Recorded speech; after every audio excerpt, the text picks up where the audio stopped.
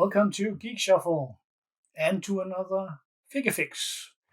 This time it is something new in this category, and it is very clear what we are looking at today. It is a Marvel figure from the Marvel Select series. It is Psylocke, one of the Matt girls here as well. But before we get into that, we have something semi-official to add as well. Another sticker because we have crossed a subscriber threshold. So let me just put this up 1 moment. A few moments later. We have Power joining the lineup of stickers in the corner. And hopefully we have a slow but steady growth of subscribers, which is awesome. So thank you for that. And with that, we just continue into the figure unboxing. As I mentioned, this is a bit different. It is an official licensed figure. Some of the others haven't been. Some of the premiums were, and this is a bit premium as well. Not that expensive. It is, I think the MSRP on these are $30. In the US, you can get them for $25 most places. It is a lot more expensive in the EU. I can't remember how much I paid for it. It has been a bit. It's been a little while at this point. And I'll see if I can dislodge the plastic backing, paper backing on this. Or maybe we should inspect the back first. Of course, this is Psylocke, and on the back, to focus, we get a bit of backstory. Betsy Braddock is Psylocke. This is a 7-inch scale figure, 16 points of articulation. We have a danger room base, and if you get, they always come in 3-figure sets. We got Rogue and Marvel's Beast. I guess that is another Beast. You can put them together with the other danger room pieces, and then you get a little diorama. And this Marvel Select series is huge. There are so many different action figures in this set. And I guess this is distributed in the UK, so there might be slight differences from the US and the UK version, but they are the same figures. Break this out. And some people keep them in the box. Some people break them out to display them.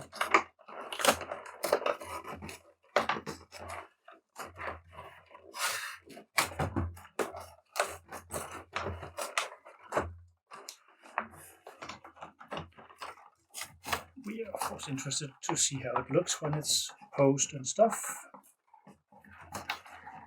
At least it is not a licensed products. We got some license information. Right, we'll roll out. We have we got the base.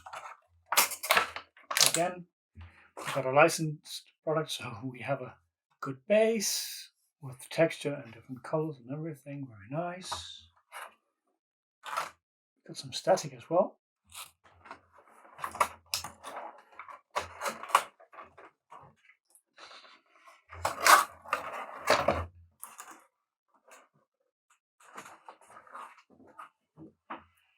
Put this on the side. We got some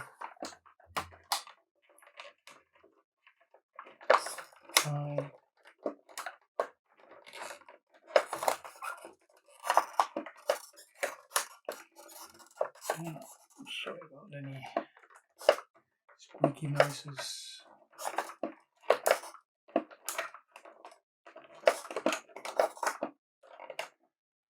There's only one of these.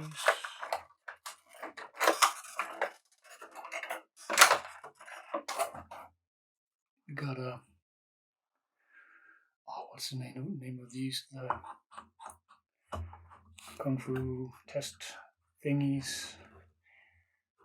They have a name, of course.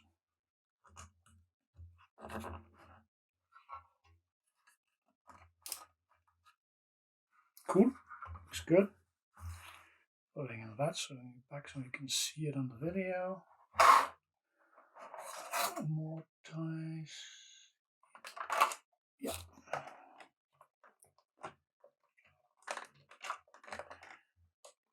When I started reading comic books, I started reading the local translated version of X-Men, which was called Project X.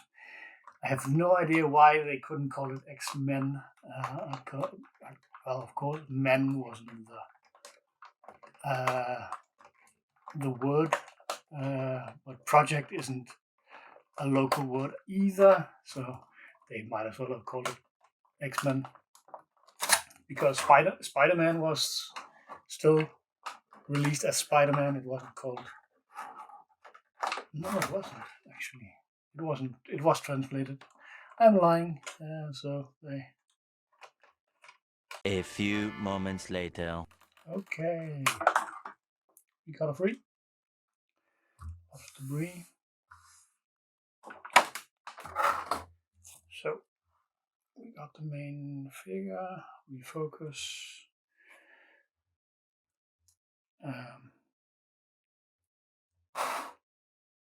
Yeah, I don't have a lot of figures with articulation. Well, that is a lie. I have some, but I don't have a lot of them taken out of the box. I have some Star Wars figures, the Black Series, and a couple of others. This is looks pretty good.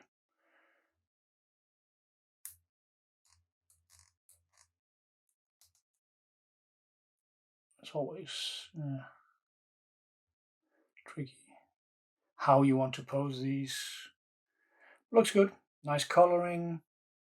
Very, very cool glimmer, iridescence on the uniform.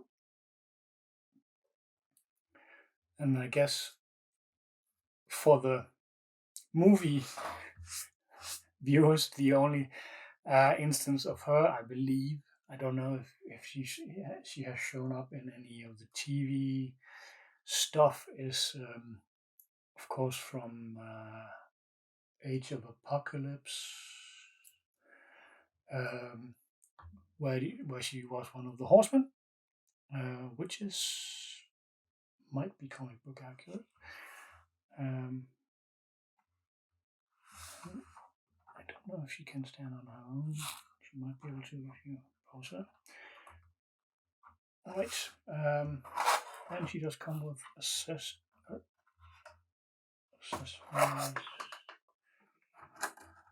Hands. Oh, this is tape.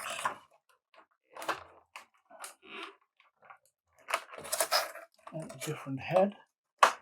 5 minutes later. We are back after some fiddly getting hands out of tape and stuff. She has some hand options. A hand with the psychic knife attack. A head with the psychic. I don't know. I actually don't know if these things are visible to other people or if it's just the in comic book indication that she is doing the attack. This was never clear to me. Some with better knowledge might be able to enlighten me on that. But these are the psychic attack indications. This was not shown in the comic book as far as I know.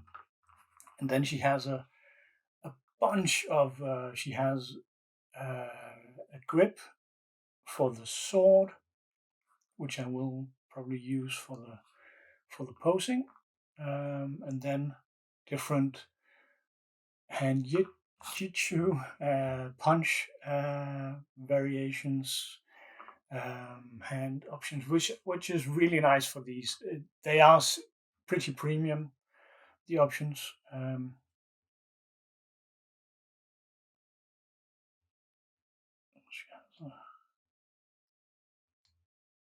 Oh, she can take this off, I guess.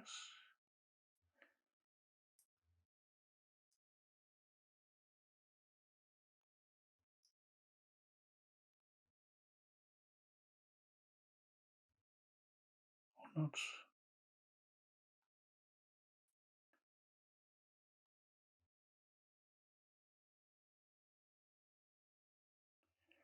Not sure if this is supposed to be off, and she's able to switch this out. The angry face with psychic, and then this is supposed to keep it on. It's a bit weird. It can sit on its own. Okay. I'm gonna try to do a posing thing. One moment. One eternity later. And we're back. All right.